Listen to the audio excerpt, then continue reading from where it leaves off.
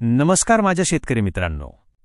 बघा, नांगरणी झाली, वखरणी झाली आणि आपली काळी आई छान उन्हामध्ये तापून तयार झालीये. अबब, आता वेळ आलीये आपल्या शेतीतल्या सगळ्यात महत्त्वाच्या कामाची, म्हणजेच पेरणीची. पेरणी सुरू झाली की बाजारात किती गडबड असते ना.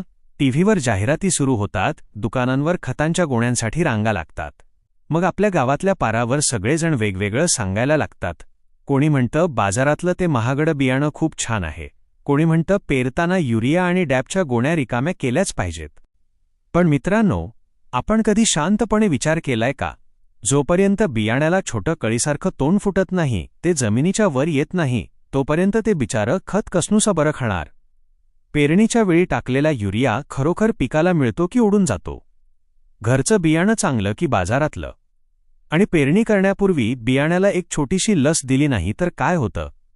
आज आपण या सगळ्या गोष्टी अगदी सोप्या भाषेत एकमेकांना समजावून सांगणार आहोत. हा व्हिडिओ पूर्ण बघा, म्हणजे तुमच्या मनातली सगळी शंका दूर होईल. चला तर मग सुरुवात करूया. सगळ्यात आधी आपण समजून घेऊया की बियाणं पेरण्यापूर्वी आपण ज्या जमिनीत त्याला लावणार आहोत, त्या जमिनीचा विचार करणं सर्वात पहिलं पाऊल आहे. शेवटी जमीन हेच तर आपल्या पिकाचं घर आहे ना. जसं लहान बाळ झोपवायच्या आधी आपण त्याची गादी मऊ आणि स्वच्छ आहे का ते तपासतो, अगदी तसंच बियाण्याचं आहे. जमीन तयार करताना 3 गोष्टी नेहमी लक्षात ठेवायच्या. पहिली गोष्ट म्हणजे जमिनीची मशागत आणि वाफसा. उन्हाळ्यामध्ये आपण जी नांगरणी आणि वखरणी करतो ती कशासाठी? तर जमिनीची माती भुसभुशीत व्हावी म्हणून. पण पेरणी कधी करायची? पहिल्या 2 चांगल्या पावसाने जमिनीत किमान 3 ते 4 इंच खोलपर्यंत ओलावा गेला पाहिजे, ज्याला आपण शेतीच्या भाषेत वाफसा म्हणतो. जमिनीत जर पुरेसा ओलावा नसेल आणि आपण घाईघाईने पेरणी केली तर जमिनीतल्या उष्णतेमुळे बियाणं आतल्या आत जळून खाक होईल. म्हणून मातीमध्ये छान गारवा आणि ओलावा आल्यावरच पेरणीचा निर्णय घ्यायचा. दुसरी गोष्ट म्हणजे जमिनीचा प्रकार आणि बियाण्याचं नातं. प्रत्येक जमिनीचा स्वभाव वेगळा असतो. काही जमीन भारी आणि काळी असते, जी पाणी जास्त काळ टिकवून ठेवते. काही जमीन हलकी किंवा मुरमाड असते, जिथून पाणी पटकन वाहून जातं. जर आपली जमीन हलकी असेल तर तिथे जास्त दिवस पाण्यात टिकणारी पिके घेऊ नका. हलक्या जमिनीला कमी पाण्यात येणारी आणि लवकर निघणारी पिके लागतात. याउलट भारी जमिनीत आपण कापूस किंवा ऊसासारखी जास्त दिवस चालणारी पिके घेऊ शकतो. जमिनीचा पोत न ओळखता कोणताही ब्रँड शेतात आणू नका. तिसरी गोष्ट म्हणजे माती परीक्षण, म्हणजेच आपल्या जमिनीची आरोग्यपत्रिका. जसं आपण आजारी पडल्यावर रक्ताची चाचणी करतो, तसंच पेरणीपूर्वी मातीची चाचणी करणं गरजेचं आहे. या चाचणीमुळे आपल्याला कळतं की आपल्या जमिनीत कोणत्या अन्नाची कमतरता आहे आणि कोणतं अन्न जास्त आहे. जर आपल्या जमिनीत आधीच स्फुरद भरपूर असेल तर बाजारातून महागडं DAP आणून पुन्हा शेतात टाकण्यात काय अर्थ आहे सांगा? माती परीक्षण केल्यामुळे आपल्याला जमिनीची खरी ताकद कळते आणि खतावरचा नको तो खर्च वाचतो. आता वळूया आपल्या पुढच्या विषयाकडे. घरचं बियाणं वापरावं की बाजारात? दरवर्षी बाजारात जाऊन कंपन्यांना खूप सारे पैसे देण्यापूर्वी विज्ञानाचा एक छोटासा नियम आपण समजून घेऊया. बाजारात मिळणारी बियाणी प्रामुख्याने 2 प्रकारची असतात. पहिला प्रकार म्हणजे हायब्रिड, म्हणजे संकरित बियाणे, जसे की मका, बाजरी, कापूस. जर आपण मागच्या वर्षी बाजारातून आणलेलं हायब्रिड बियाणे पेरलं असेल तर त्यापासून जे धान्य निघतं ते पुढच्या वर्षी बियाणे म्हणून चुकूनही वापरायचं नाही. कारण ही हायब्रिड बियाणी प्रयोगशाळेत 2 वेगवेगळ्या जाती एकत्र करून बनवलेली असतात. त्याचं धान्य जर आपण पुढच्या वर्षी पेरलं तर झाडांची वाढ सारखी होत नाही. कोणाचं कणीस मोठं निघतं तर कोणाचं खूप छोटं निघतं आणि आपलं उत्पन्न थेट अर्ध्याने घटतं. त्यामुळे कापूस, मका आणि बाजरीचं बियाणं दरवर्षी बाजारातूनच विकत घ्यावं होतं. दुसरा प्रकार म्हणजे सरळ वाण किंवा सुधारित बियाणे, जसे की सोयाबीन, हरभरा, गहू, भात. या पिकांच्या बाबतीत मात्र आपण घरचं बियाणं डोळे झाकून वापरू शकतो. यासाठी दरवर्षी बाजारात जाऊन पैसे खर्च करण्याची अजिबात गरज नाही. आपण एकाच जातीचं घरचं बियाणे सलग 2 ते 3 वर्षे वापरू शकतो. पण घरचं बियाणं वापरताना आपण एक छोटी चूक करतो. आपण कोठीतलं सोयाबीन काढतो आणि तसंच पाभरीत भरून पेरून देतो. पण तसं नाही करायचं. कोठीत गोण्या एकावर एक रचल्यामुळे वजनाने बियाण्याचा आतला नाजूक कोंब कधीकधी मरून जातो. बियाण्यासोबत गवताच्या बियाही शेतात पेरल्या जातात. मग काय करायचे? घरचं बियाणं वापरताना ते चाळणीने छान चाळून घ्यायचं. त्यातले मोठे आणि टपोरे दाणे वेगळे करायचे. त्याची उगवण क्षमता तपासायची आणि मगच वापरायचं. यामुळे घरच्या बियाण्यापासूनही खूप सुंदर उत्पन्न मिळतं. बियाणे निवडताना आपल्याकडून आणखी 3 मोठ्या चुका होतात, त्या आपण टाळायला हव्यात. पहिली चूक म्हणजे शेजाऱ्याची नक्कल करणे. मागच्या वर्षी शेजारच्या विठ्ठल काकांना सोयाबीनचं खूप यायला लागलं, म्हणून आपणही डोळे झाकून तेच बियाणे आणतो. पण मित्रांनो, विठ्ठल काकांची जमीन खूप भारी काळी असू शकते आणि त्यांच्याकडे पाणीही भरपूर असू शकतं. आपली जमीन जर हलकी असेल तर ते महागडं बियाणं आपल्या शेतात कदाचित चांगलं येणार नाही. म्हणून नेहमी स्वतःच्या जमिनीचा प्रकार आणि पाणी किती आहे हे पाहूनच बियाण्याची जात निवडावी. दुसरी चूक म्हणजे बियाण्याची उगवण क्षमता न तपासणे. बाजारातून आणलेलं बियाणं पॅकिंगमध्ये बंद आहे, म्हणजे ते 100% उगवणारच असं आपण मानून चालतो. पण पेरणी करण्यापूर्वी गोणपाटावर ओला कपडा ठेवून बियाण्याची उगवण क्षमता तपासून पाहायची असते. जर 100 पैकी फक्त 50 ते 60 दाण्यांनाच मोड येत असतील तर शेतात पेरणी विरळ होते आणि सुरुवातीलाच आपलं उत्पन्न कमी होतं. तिसरी चूक म्हणजे पक्क्या पावतीशिवाय बियाणे खरेदी करणे. कधीकधी आपण अधिकृत बिल न घेता स्वस्त मिळतंय म्हणून बियाणे खरेदी करतो, पण जर ते बियाणं बोगस निघालं तर कृषी अधिकाऱ्याकडे तक्रार करायला आपल्याकडे कोणताही पुरावा उरत नाही आणि आपला पूर्ण हंगाम वाया जातो. म्हणून बियाणं नेहमी पक्क्या बिलासह घ्यायचं. आता आपण एका खूप सुंदर शंकेचं निरसन करूया. तुमचं म्हणणं अगदी बरोबर आहे की बियाण्याला कोंब फुटून ते जमिनीच्या वर येत नाही तोपर्यंत त्याला तोंड नसतं, पानं नसतात, मग ते खत कसं बरं शोषून घेणार? याचं उत्तर असं आहे की बियाणं स्वतःचा टिफिनसोबत घेऊन येतं. निसर्गाने बियाण्याची रचना खूप छान केली आहे. प्रत्येक बियाण्याच्या आत त्याच्या सुरुवातीच्या वाढीसाठी अन्न साठवलेलं असतं. जोपर्यंत बियाण्याला कोंब फुटून ते जमिनीच्या वर येत नाही तोपर्यंत ते या स्वतःच्या गाठीशी असलेल्या अन्नावरच जगतं. त्यामुळे त्याला सुरुवातीच्या 4 ते 5 दिवसांत कोणत्याही खताची गरज नसते. मग पेरणीच्या वेळी खत, विशेषतः DAP का टाकायचं? बियाणं खत खात नाही हे खरं आहे, पण जमिनीत बियाण्यातून कोंबवर येण्यापूर्वी सगळ्यात आधी काय होतं माहितीये? बियाण्यातून एक छोटीशी नाजूक मूळ जमिनीत खाली जाते. कोंबवर येण्यापूर्वी मुळांना आपले पाय जमिनीत घट्ट रोवावे लागतात.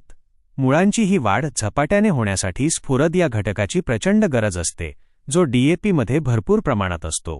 युरिया हवेत उडून जातो, पण DAP तसा नसतो. तो जमिनीत आपण जिथे टाकू तिथेच शांतपणे पडून राहतो.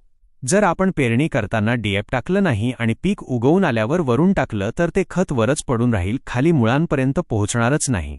म्हणून जेव्हा बियाण्यातून पहिली छोटी मूळ बाहेर पडते तिला ताकद देण्यासाठी तिच्या अगदी जवळ DAP का दाणा असावा लागतो. पण एक काळजी घ्यायची, खत आणि बियाणं एकत्र मिक्स करून पेरायचं नाही, नाहीतर खताच्या रासायनिक उष्णतेमुळे बियाण्याचा कोंब जळून जाईल. खत नेहमी बियाण्याच्या 2 इंच खाली किंवा बाजूला पडेल असं 2 चाड्याच्या पाभरीने पेरावं. आता आपण युरियाबद्दल बोलूया. युरिया उगवेपर्यंत उडून जातो का? तर याचं उत्तर आहे होय, युरिया पूर्णपणे वाया जातो. युरियामध्ये नत्र असतं. हा नत्र खूप चंचल असतो. जेव्हा आपण बियाणे पेरताना जमिनीत युरिया टाकतो तेव्हा बियाण्याला मुळच नसतात आणि पानंही नसतात. बियाणं उगवून त्याला पहिली 2 पाने यायला किमान 5 ते 8 दिवस लागतात.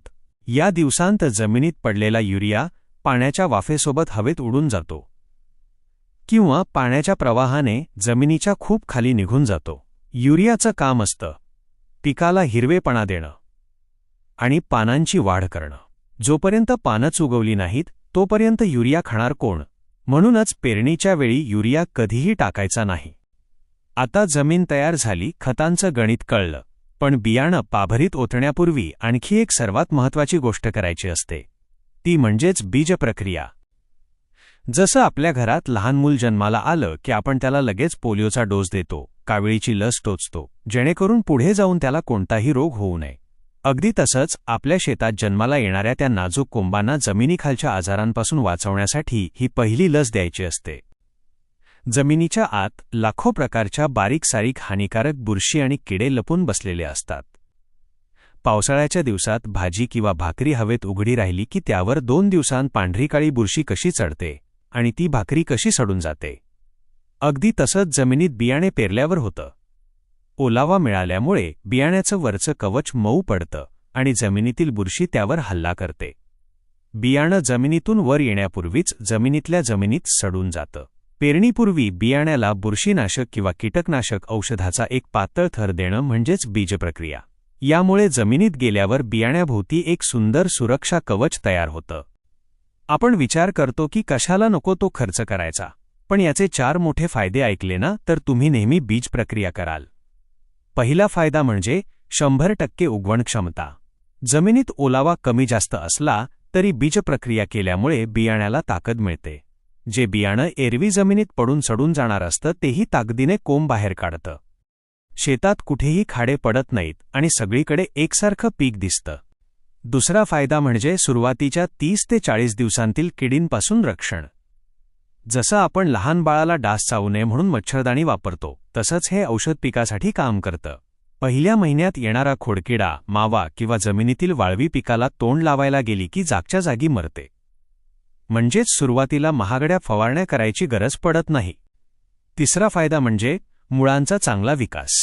ज्या इमारतीचा पाया मजबूत असतो ती इमारत खंबीर उभी राहते. बीजप्रक्रिया केल्यामुळे पिकाची पांढरी मुळं जमिनीत खूप लांब आणि खोलवर पसरतात, ज्यामुळे झाड जोमाने वाढतं. चौथा फायदा म्हणजे हजारो रुपयांची बचत. पीक मोठं झाल्यावर महागडी कीटकनाशकं फवारण्यापेक्षा पेरणीच्या वेळी फक्त 50 ते 100 रुपयांची बीजप्रक्रिया करणं कधीही परवडतं. पण बीजप्रक्रिया करताना अनेक जण बियाण्याच्या गोणीवर तांब्याभर पाणी शिंपडतात आणि ते औषध हाताने खूप जोरात रगडत चोळतात.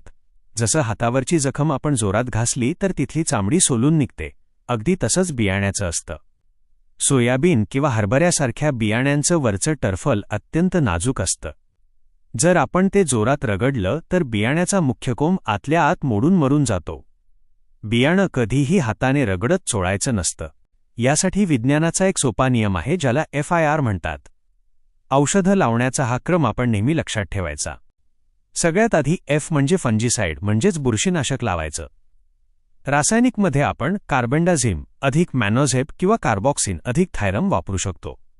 जैविक करायची असेल तर ट्रायकोडर्मा विरिडी वापरायचं. याचं प्रमाण 1 किलो बियाण्याला 2 ते 3 ग्रॅम असतं.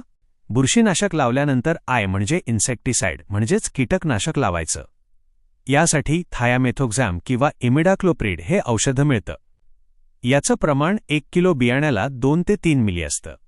रासायनिक औषधं लावून बियाणं सावलीत सुकवल्यानंतर पेरणीच्या अगदी 1 तास आधी R म्हणजे रिझोबियम म्हणजे जीवाणूखते हलक्या हाताने लावावीत. यामध्ये आपण रायझोबियम आणि PSB सारखी जीवाणूखतं वापरू शकतो. एक महत्त्वाची गोष्ट, रासायनिक औषध आणि जीवाणूखत कधीही एकत्र मिक्स करून लावायचे नाहीत, नाहीतर रासायनिक औषधामुळे जीवाणूखतातले जीवाणू मरून जातात. जर आपण बाजारातून ब्रँडेड बियाणं आणलं असेल आणि त्याला आधीच कंपनीने औषध लावून दिलं असेल तर त्याला पुन्हा रासायनिक औषध लावू नका. पण त्याला आपण जीवाणूखताची प्रक्रिया नक्की करू शकतो. तर दुसरीकडे जे शेतकरी स्वतःच्या घरचं बियाणं वापरतात त्यांनी बीज प्रक्रिया आवर्जून करायची आहे, कारण घरच्या बियाण्याला बुरशी लागण्याचा धोका जास्त असतो. तर माझ्या शेतकरी मित्रांनो, आजच्या या संवादातून आपण काय शिकलो?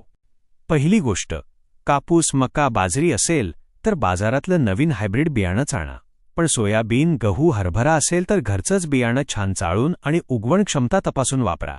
दुसरी गोष्ट, पेरणी करताना फक्त स्फुरदयुक्त खत पेरा, जेणेकरून मुळं मजबूत होतील. युरिया पेरणीच्या वेळी टाकू नका, तो पीक 20 ते 25 दिवसांचे झाल्यावरच द्या. तिसरी गोष्ट, पाभरीत बियाणं टाकण्यापूर्वी त्याला बीजप्रक्रियेची लस नक्की द्या.